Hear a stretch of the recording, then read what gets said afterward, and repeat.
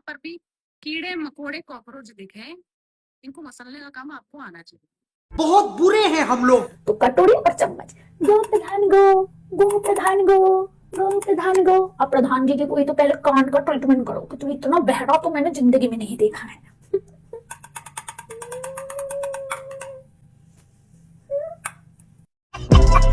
और बिना धर्मेंद्र प्रधान के इस्तीफा लिए हम लोग वहाँ से नहीं हटेंगे।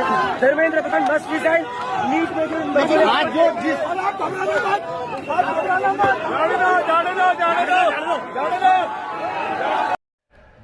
जो कॉकरोच जनता पार्टी जो कीड़े मकोड़े बनने पे तुल गए, उनका क्या ही भविष्य मानोगे आप?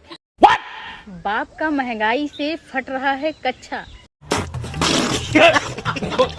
और बेटा फेसबुक पे डाल रहा है कि हमारा पीएम बहुत अच्छा। युवा देखो किस तरीके से है, सारा युवा है, ये कोई खरीदी हुई भीड़ नहीं है। बस यार, बस हो गया आज का, बस। जो नीट का नाम लेते हैं लेकिन नीट के मुद्दे पर ही बात नहीं करते हैं। ये सिर्फ और सिर्फ इस नीट के मुद्दे की आड़ में युवाओं को भड़काने का काम कर रहे हैं। तूने तो झूठ पे झूठ। कुछ लोग फिर अपना नैरेटिव स्टार्ट करेंगे कि जंतर मंतर पर भीड़ नहीं है, 300 लोग आए हैं, 400 लोग आए हैं, उनको ये वीडियोस भेजना, ये देखो 300 लोग, ये देखो 400 लोग। मजे की बात यह है कि कल कॉकरोच जनता पार्टी ने बोला था कि प्रोटेस्ट में थाली और चम्मच लेकर आना। लोग एक्चुअली में थाली और चम्मच लेकर आए हैं और बजा रहे हैं और गो प्रधान गो के नारे लगा रहे हैं। गो प्रधान गो, गो प्रधान गो, गो प्रधान गो, गो प्रधान गो। मैं तो ये बोलूंगा कि जो भी लोग किसी वजह से इस प्रोटेस्ट में नहीं आ पाए हैं, वो अपने घर से थाली बजाओ, गो प्रधान गो के नारे लगाओ और वो वीडियोस पोस्ट करो और सीजेपी वालों को भेजो कि ये वीडियोस पोस्ट करें। कुछ साल पहले इन्होंने ही देश के लोगों को बोला था ना कि कोरोना जैसी बीमारी भगानी है तो थाली बजाओ। एजुकेशन मिनिस्ट्री की बीमारी धर्मेंद्र प्रधान को भगाना है तो आप लोग थाली बजाओ और अपनी आवाज सरकार तक पहुंचाओ।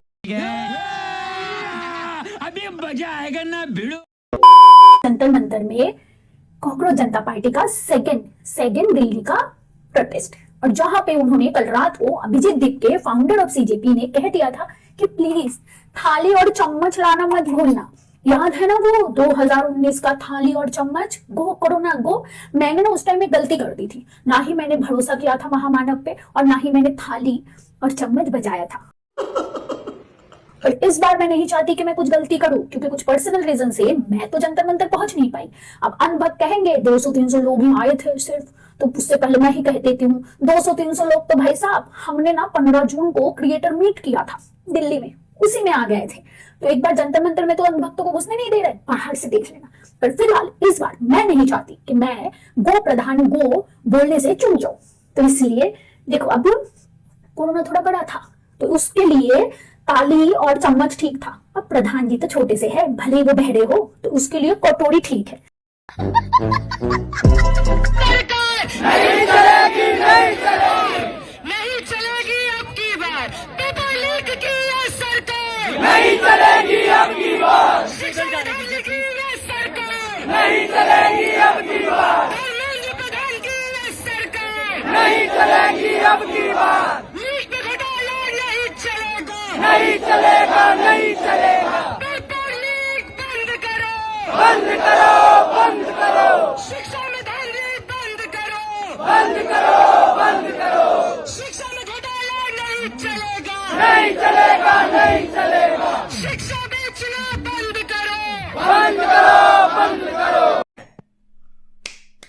नमस्कार दोस्तों, जंतर मंतर पे मौजूद हूँ और ये माहौल आज कुछ ज्यादा ही कहता नजर आ रहा है कि धर्मेंद्र प्रधान का इस्तीफा तो होके ही रहेगा। ये तस्वीरें साफ बयां कर रही है। सामने आपको बोर्ड नजर आ रहा होगा जिस पे पीसफुल प्रोटेस्ट लिखा है और यहाँ पर तमाम लोग पहुंचे हुए हैं और लोगों से ये आग्रह किया गया है साफ तौर पे कि अगर कोई भी यहाँ पर भड़काने की कोशिश करता है, गलत सवाल करने की कोशिश करता है तो चुपचाप वहां से निकल जाइए, लेकिन किसी से यहाँ पर लड़ाई झगड़े करने की जरूरत नहीं है।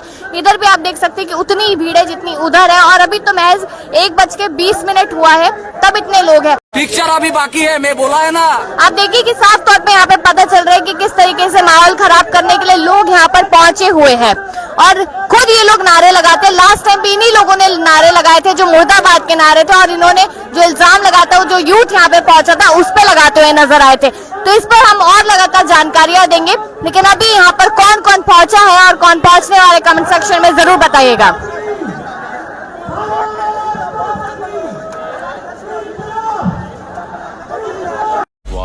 पहले ही बॉल में सिक्सर। नीट एग्जाम से ठीक पहले नया कारनामा ये हुआ है कि नागपुर के एक छात्र का एग्जाम सेंटर अबू धाबी दे दिया गया।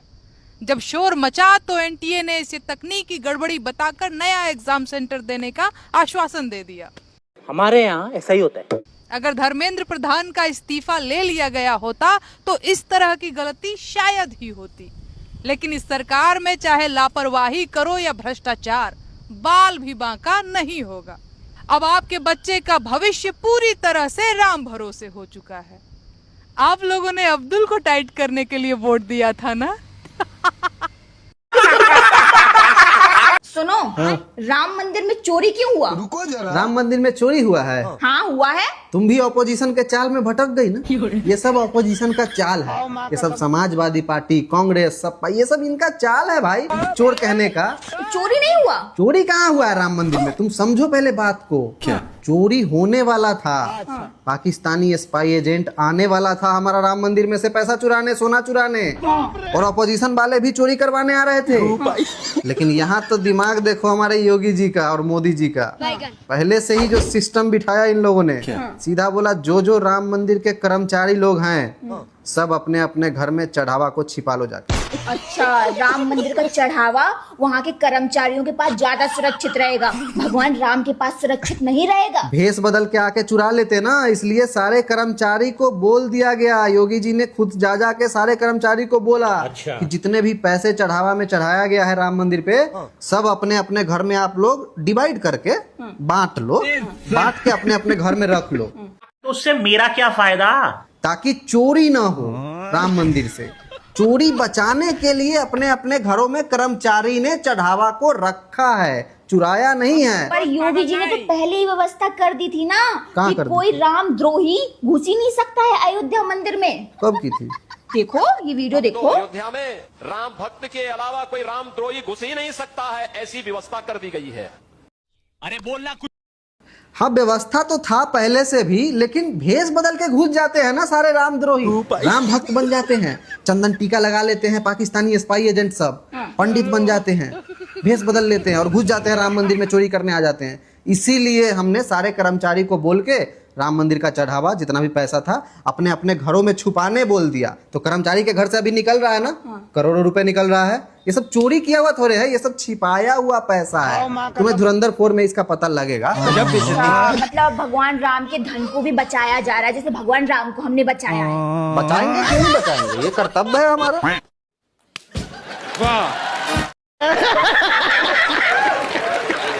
पेपर लीक पर हो रहे विरोध को देखते हुए सरकार इस बार एक्शन में आई है। गहन जांच की और पता लगाया कि पेपर टेलीग्राम से लीक हो रहा है।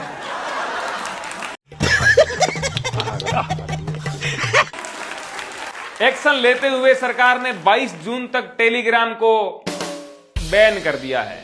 टेलीग्राम बैन होते ही टेलीग्राम ने भी ऐसे बयान दिए जैसे लगा कि ये भी कोकरोच जनता पार्टी वाले हैं, तो लेने के देने पड़ गए। दोस्तों, टेलीग्राम ने मजे लेते हुए यह भी कह दिया कि किसी एक चोर की वजह से सारे शॉपिंग मॉल बंद कर देने चाहिए, और इस हिसाब से अगर कोई रोड पर गाड़ी तेज दौड़ा रहा हो तो सारी रोड बंद कर देनी चाहिए। वैसे दोस्तों, टेलीग्राम ये नहीं जानता है कि ये भारत है।